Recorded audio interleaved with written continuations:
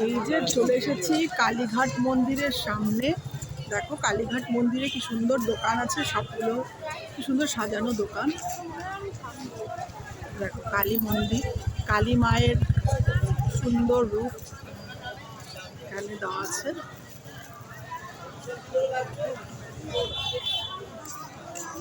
এই যে দেখো এটা হচ্ছে কালীঘাট মন্দিরের চত্বর।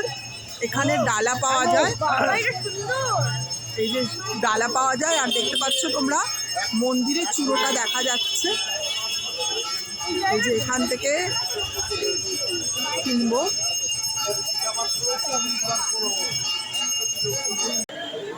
এই যে দেখো কালীঘাটে পুজো দিতে এসেছি, কত প্রচন্ড লাইন, অনেক প্রচন্ড লাইন এর পিছনে আছে।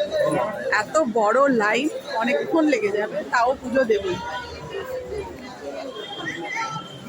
কালীঘাটের কালী মন্দিরটি স্থাপন করেছিলেন সাবর্ণ রায়চৌধুরীদের পরিবার।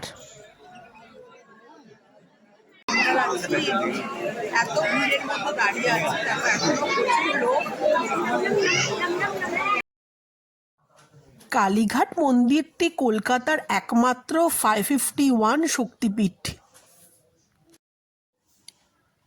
এই যে সেই কালী মন্দির,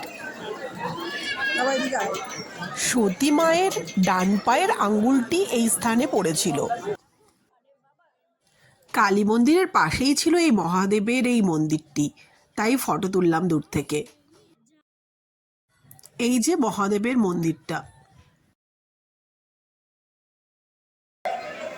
এই যে দক্ষিণেশ্বরের মন্দিরটা, ভিতরে যেহেতু ফটো তোলা অ্যালাউ না, তাই দূর থেকেই দেখাচ্ছি মন্দিরটা।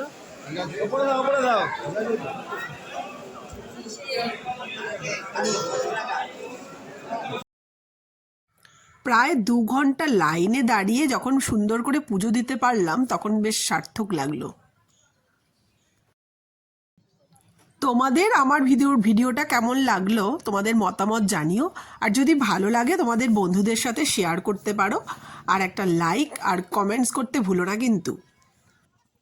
কালীঘাটের মন্দিরটি খোলার টাইম হচ্ছে 5 AM টু 2 PM, আর ইভিনিংয়ে 5 PM টু 10 PM।